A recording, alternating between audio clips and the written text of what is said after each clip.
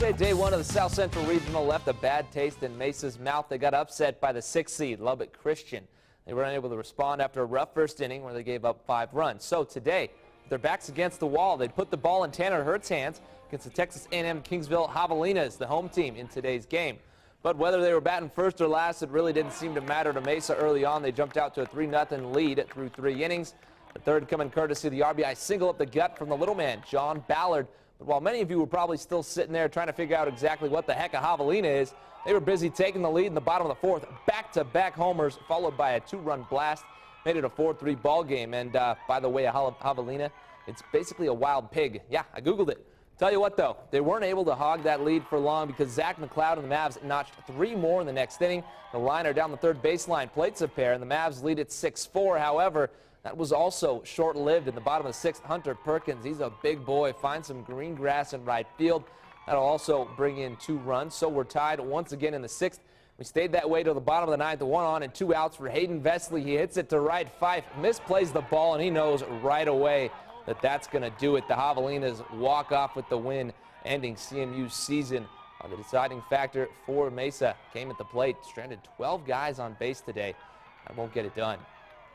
Same story. Can't score runners, so that kind of encapsulated our season. 12 runners left on, multiple opportunities to crack the game open. You know, when you have bases loaded, you got to cash in. You got runners on 2nd and 3rd. You got to have somebody that steps up and squares a ball up. You know, and we didn't have that regularly. Sometimes the chips fall for you, sometimes they don't, and just today it just didn't work out all that well.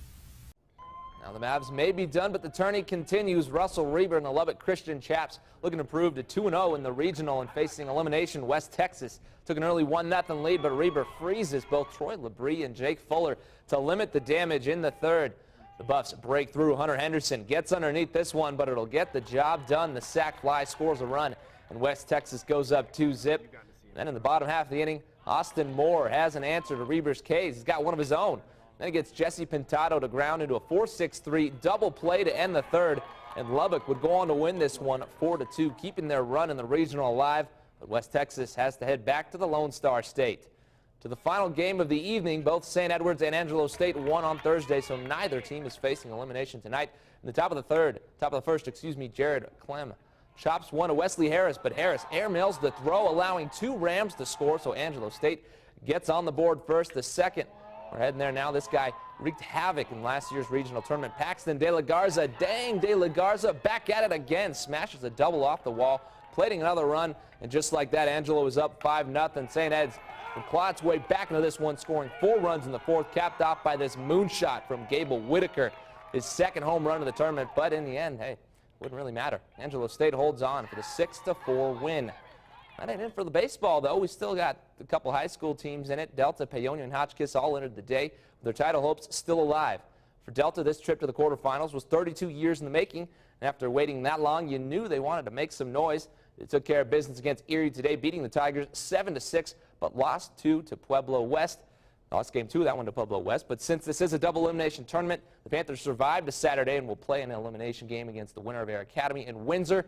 In 2A, Hotchkiss won their first game but didn't have the same fortunes in game 2, losing 5-3 to the Lyman Badgers, who are making a run as a 13th seed in this tournament, ending the playoff trip for the Hotchkiss Bulldogs. And Paonia, they're the top seed. They've run through everyone so far this year, so why would State be any different? And so far, it really hasn't. 2 big wins today. And tomorrow, they'll shoot to hold off the upset-minded Lyman Badgers in a semifinal game set for 10 a.m. at Hobbs Field in Pueblo. And finally, in big league ball, the Rockies lost their series opener 2-1 to the Pittsburgh Pirates.